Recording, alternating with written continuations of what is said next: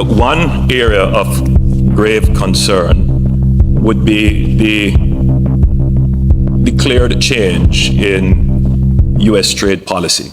What's up, guys? Welcome back to my YouTube channel once again. My name is Dash Lifestyle. Kindly for watching me for the first time, remember to subscribe, like, share, and also comment. So guys, recently we saw United States Secretary Marco Rubio. He came out and sent a warning message to the Caribbean leaders. He was telling Caribbean leaders to cut their relationship with Cuban doctor. He doesn't want to see a Caribbean country helping the Cuban doctors. And also the other day we saw Donald Trump. He came out also and sent a warning message to Jamaican Prime Minister. He was telling Jamaican Prime Minister to cut their relationship with China. And in today's video, I want us to watch this video from our Caribbean leaders. They have come out and respond to the threats that they have been receiving from Donald Trump and the United States government. So kindly guys, watch this video till the end, then I'll be back with more comment. After months of rising tensions, economic uncertainty, and mounting pressure, Caribbean leaders can no longer ignore the looming trade war between superpowers USA and China. At a critical turning point, Jamaica's Prime Minister Andrew Holness finally steps forward to address the crisis that threatens the entire region. What was once a distant clash between economic giants has now become our problem. Rising prices, unstable markets, and foreign pressure are squeezing small island nations, forcing us to make impossible choices. Will we be pulled into the crossfire, forced to pick a side? Or will the Caribbean stand together and carve out its own path? This is more than politics. This is about our sovereignty, our economy, and the fate of every Jamaican. Drop a like if you believe Jamaica must stand strong. Subscribe if you demand bold leadership that puts Jamaicans first. Because this conversation, it's just getting started. And I'd like to invite my brother, Prime Minister Holness, to be able to address on the issue of the trade implications and aspects of the very challenging environment within which we have to prepare for other eventualities, but we do so with calm assurance. Thank you. Andrew. Thank you, Prime Minister Motley. First, let me say thanks to your government and the people of Barbados for the excellent arrangements and hospitality. My own view, Mayor, is that the meeting went very well, and I join with my brother Irfan in filing a claim to your Labour Department for having us work till 1 o'clock in the morning. But it was all good for the people of the region, and I believe... I'm going to beg Prime Minister Davis to defend me. Thank you. And I believe the people of CARICOM can feel confident in the leadership. The issues that were addressed were relevant issues for the development of the region, and we grappled with them in real ways to seek solutions. One area of grave concern would be the declared change in U.S. trade policy. Many businesses have reached out. The private sector is indeed concerned. I believe that the posture of CARICOM is that we must be prepared. We can't approach this with any panic, and we should also accept that with these changes, the concern shouldn't only be that there would be disruption in the normal routine of trade, but that there could also be great opportunities for the region. The region has a well-established office for trade negotiations, and it has worked very well for us, and we are using the incredible resources in that office to study the challenges that could come and to provide us guidance, all the governments in the region, guidance as to how we should structure our trade policy to both mitigate any fallout but take advantage of the opportunities. We will therefore be conducting a very detailed review of our trade situation with the United States, and we hope that in another 3 or 4 months we will have a document which will give us a policy direction and give advice and support to the governments of the region as to how to treat with any potential change that may happen in U.S. foreign policy. We also discussed issues of security, and I know that Prime Minister Rowley will deal with the security issues, but while I have the microphone, it is of critical importance that the region treats with the issues of gangs, and Jamaica has taken a very strong position on treating with gangs. We see gangs as an existential threat. Obviously, the ultimate case would be with the situation in Haiti. But we also see gangs acting in ways and committing acts that can only be described as acts of terror. And therefore, I have called in Jamaica, and I'm making the call now at this CARICOM platform, that there needs to be a global war on gangs in the same way that there is a global war on terror. If the gangs are allowed free rein, they will challenge the effectiveness and undermine states, which we are seeing happening not just in the region in CARICOM, but in the wider Central and South America region. So we discussed the issue.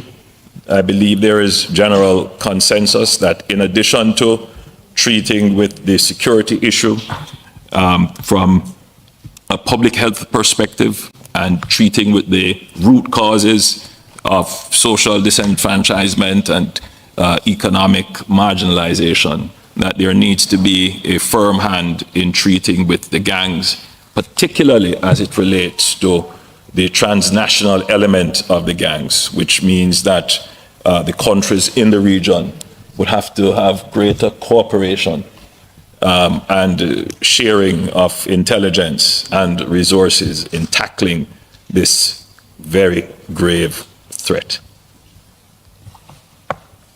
Thank you very much, Madam Chair.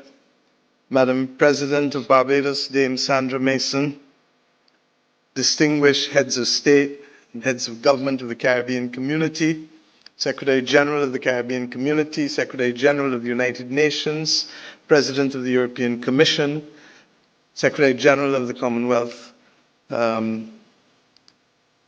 Chief Justice of Barbados, the Honorable Mr. Leslie Haynes, distinguished ministers of the Caribbean community, members of Parliament, members of the judiciary, members of the diplomatic corps, ministers from Saudi Arabia, Canada, France, and indeed Special Envoy from the United Arab Emirates, distinguished ladies and gentlemen.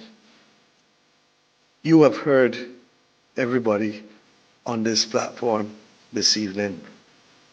And what is clear is that it cannot be business as usual. We have come to Bridgetown in this year of 2025 at a time when the world is reeling from all kinds of problems. The climate crisis, we don't need anyone to tell us about it. Prime Minister Mitchell spoke from the heart with respect to the consequences of Hurricane Beryl in Carriacou, in Petit Martinique and Grenada, in Union Island, in St. Vincent and the Grenadines generally, to the farmers in Jamaica, and to the fisher folk and fishermen of Barbados. We know what it is each summer to have to hold our breath and to wait and to hope that this is not going to be our turn. We know firsthand how the world has become an awful place since the pandemic, where all of the warts and all of the scars and all of the cuts have become very, very clear and open for everyone to see, and where effectively the world has said that might is right, and where small states are often excluded because our orders are too minuscule to command attention. We live in a world where fake news is now the order of the day. And day by day, leaders, not just of governments, but of churches, of private sector, of households, have to worry about the fact that someone will post something that probably is not true about them. We live in a world where the opportunity for facts and shared values in common spaces is becoming rarer and rarer simply because everyone is into their own echo chamber rather than in national entities being able to share and to relate so that we have a common perspective to keep our democracy strong. This meeting, my friends, cannot be business as usual. The Secretary General has already heard me on the fact that the only way we will make it through these difficult times is if we are prepared to be more unified and bolder than ever. I pray that those comments which have been made up here, and I thank Decon for also speaking on the matter of reparations and reminding us of the importance of the African Union this weekend. I was there, yes, with the Secretary General and Professor Arama from the African Exim Bank. And indeed, the partnership is strong, and we await the next meeting, the first one ever in person, on the 7th of September. We thank you, Ursula, for coming to the Caribbean, because in this world of grave difficulties confronting us at all levels, partnerships across the world will be important if we are going to survive the many challenges that are not unique to any one region, but indeed hold all of us in a very, very difficult position. I ask us, as we reflect on these matters, to recognize that if this institution of regional unity is to be fit for purpose in the 21st century, the third decade, then it may well require some decisions, Ralph, that those of you like Roosevelt and yourself may have wanted to see in the past, but have eluded us thus far. Freedom of movement of Caribbean people is at the center of who and why we are here. And I trust and pray that we can leave Bridgetown with clarity on this objective. Secondly, the issue of cost of living continues to bedevil too many of our people, and we run the risk that our traditional sources of food may well become more difficult to access because of the climate crisis and because of decisions on the movement of labor. And to that extent, while we have spoken at length always about creating new sources for imports while boosting our production regionally, we can no longer speak about it, but it must become a reality, because food and water are the new oil of this 21st century. At the same time, our education is in shambles in the region, and the quicker we come together and coordinate the reform that is necessary for it, the better we will be, because we cannot build out this region with the old educational systems of the colonial system that are hierarchical in nature and ignore the reality factor in the past, nor now guns. And the Secretary General of the UN has put it most appropriately in his speech. But suffice it to say, as I said on our own Independence Day in Barbados last year, we in this region are paying too high a price for the Second Amendment rights of Americans. And the reality is that we have come at this point with a George Bridge Declaration reached by heads of government in Guyana on the 25th of November last year that will allow us to address issues of strengthening our law enforcement, strengthening and reforming our criminal justice system, but above all else, treating crime as a public health disease, and also ensuring that we create the opportunities for our young people so that they are not taken on that path that has led us in this region to have one of the highest homicide per capita rates, regrettably, in the world. My friends, I have said these things recognizing that if ever there was a time, for us to make bare our hearts and our minds to each other as heads of government, it is at this point. And I trust and pray that if we are able to do so, then we truly can hold hands and walk in lockstep. This is not a moment today for me for a lot of long talk or a lot of long speeches. What is required of me as chairman is to ask each and every one of us to make that commitment, to expose our hearts and our minds and find common ground and common purpose, so as to ensure that as the world starts to fall in ways that none of us expected 20, 30 years ago or even 10 years ago, that we can hold a center, recognizing that we will always, always, always be stronger together. We have a responsibility to reform this institution. We have spoken for too long as to the need for independent funding mechanisms, whether it is assessed at the imports, whether it is an issue of a small fee for all border passings, people coming in and out of our borders, or whether it is the assignment of renewable energy licenses to CARICOM and our regional institutions. The time is upon us for settling the independent funding of this Caribbean community. In addition, we need to review the governance mechanisms and to recognize that there may be a need for a greater political voice alongside the administrative structures of CARICOM as we have come to know it over the last few decades. I pray that as we reflect on the urgent need for cooperation and unity, that above all else, we shall continue to see our people up front and center. In that regard, the Haitian people must be at the center of all that we reflect upon.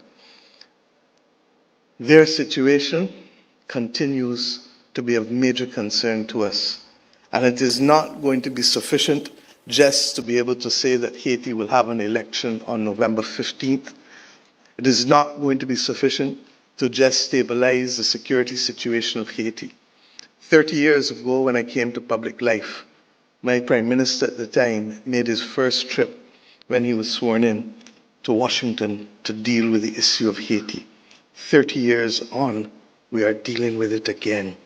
In the absence of a proper development plan that sees the people of Haiti, that gives them minimum rights of education and access to health care and all of the other basic rights that we fight for our own citizens.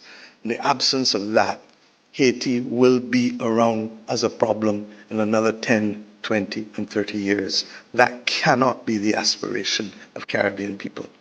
I ask us as we come to Bridgetown, therefore, to appreciate that we may not have the luxury of having a heads meeting that follows the usual template. But if we can, at this meeting, really expose our hearts and our minds to each other and agree on a common platform on critical issues, we will not get it all right one time, but we must have a common vision, and we must be prepared to recognize that none of us will get exactly what we want, but we must all work for what the people of the Caribbean need. And if we can do that, then we will have run successfully our leg of the relay race.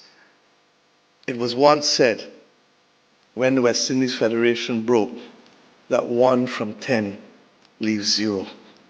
Today, the heads of government and the heads of state of the Caribbean region must show in a mathematical way that 1 times 15 is equal to 1. If 1 times 15 is equal to 1, then we shall be able to withstand all that is thrown upon us from the world and from within, and arise to the point where we will bring to our people a level of economic development, stability, and prosperity, in spite of the fact that for 6 months of the year we live in fear of that climate crisis, in spite of the fact that we are subject to international economic shocks, in spite of the fact that all of these things continue to be devilish. And why?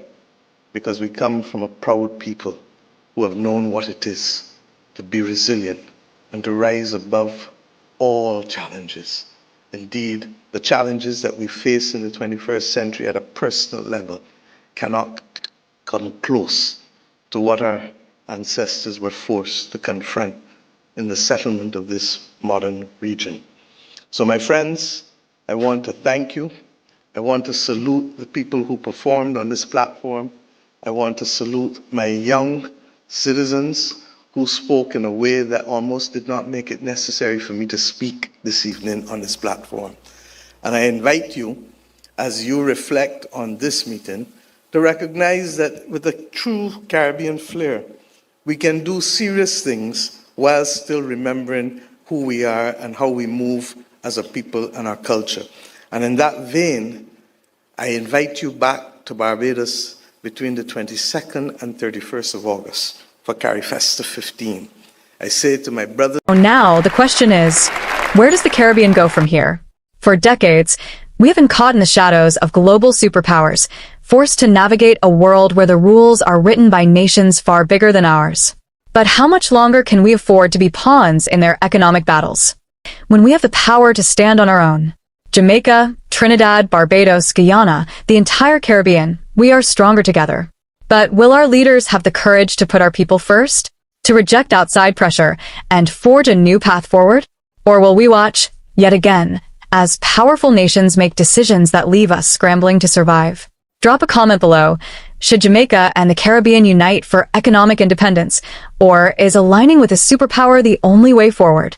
Like this video if you believe it's time for our region to rise. And subscribe, because this conversation is far from over.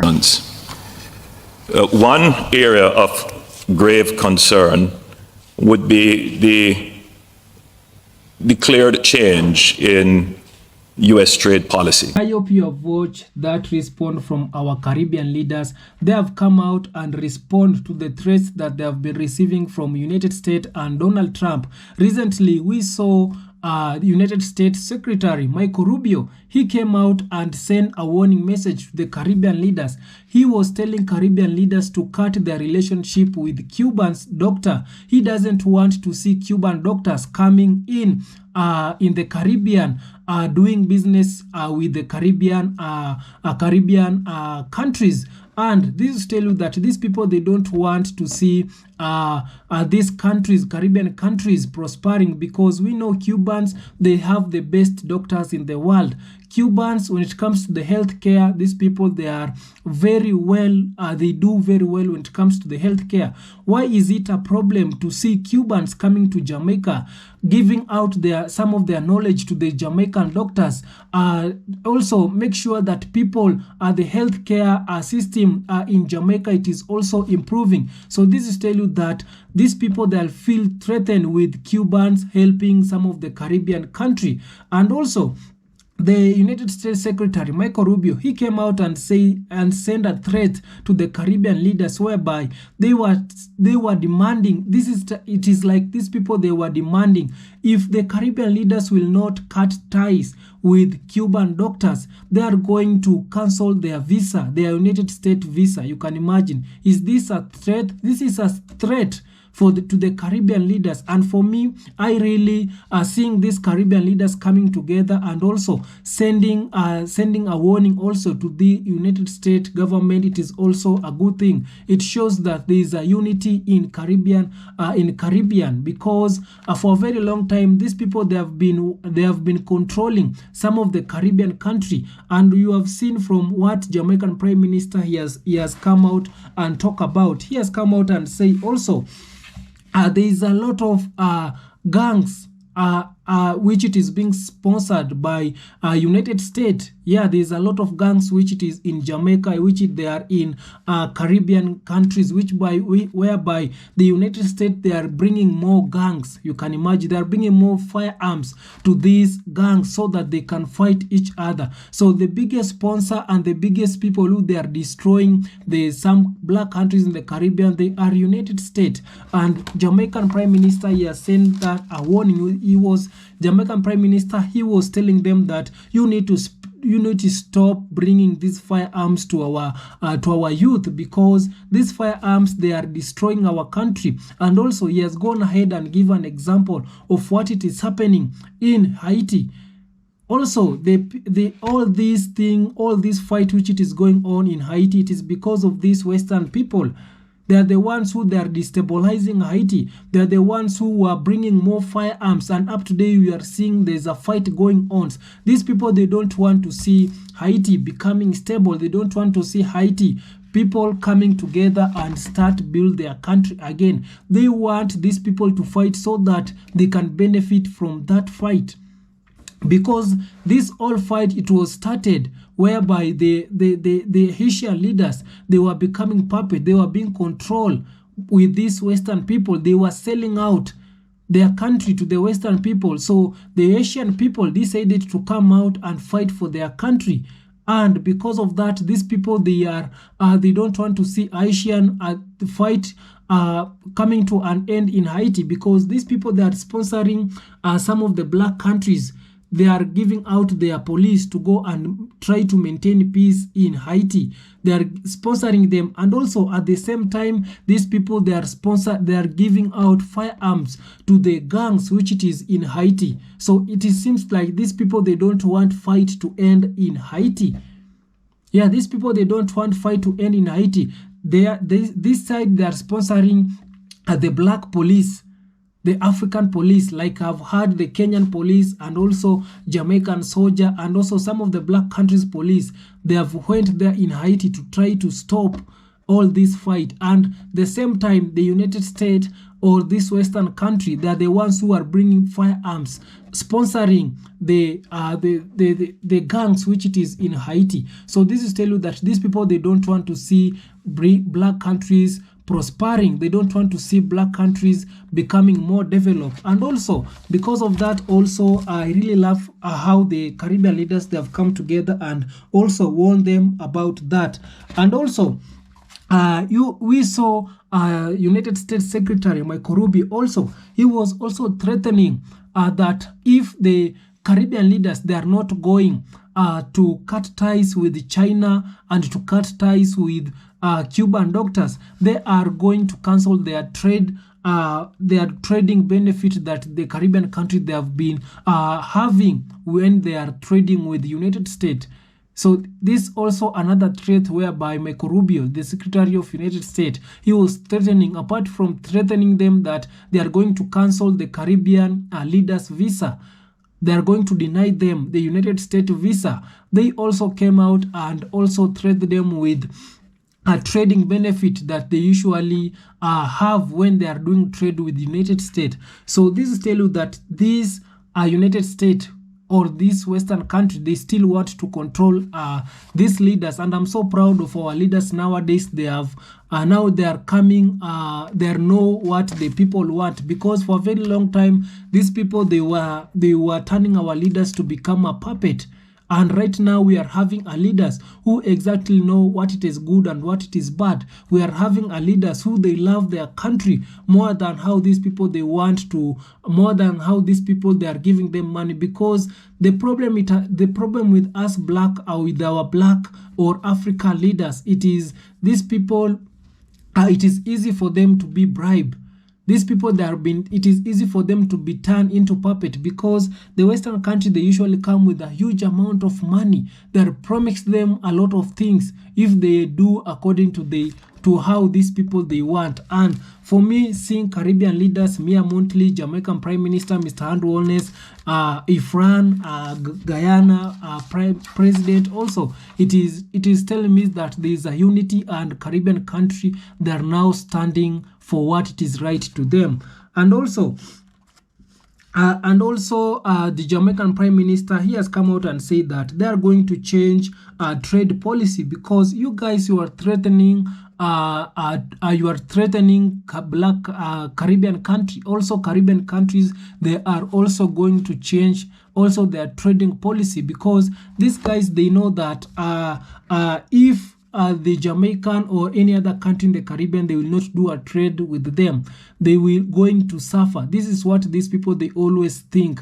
if Africa, it is not trading with them, African, it is going to suffer. No, it has reached to a point whereby also we need to stop trading with these people. We need to stop selling our precious things, selling our minerals, selling our gold to them. We need also to start processing our resources in our country so that we can create more jobs, so that we can also develop our country, because I know these people, they don't have anything to trade with. Yeah, these people, they always depend so much with our resources from in our black country.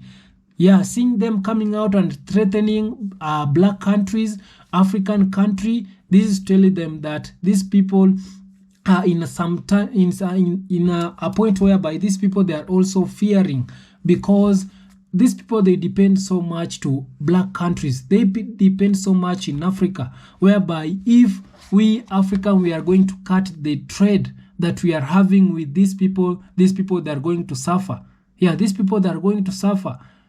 So apart from that also, I really love to see black people coming together, uniting, and I don't want to talk too much. Kindly guys, subscribe if you haven't, like this video, share, and also comment. See you on my next one. Bye bye guys.